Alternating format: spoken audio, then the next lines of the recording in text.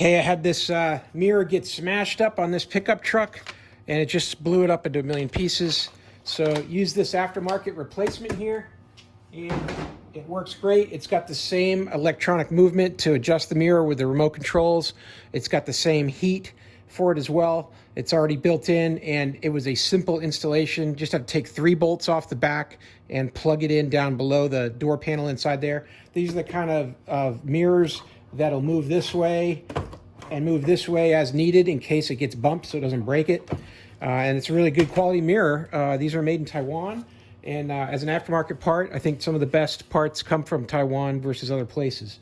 So definitely would recommend for your pickup truck. They're all pretty much the same. Just find the one that fits your model. Here's the replacement mirror that I got. It's aftermarket. It's from Cool View. They make mirrors and lamps. It's a pretty good quality mirror. Hey, I hope this video was helpful. And as always, have a great day.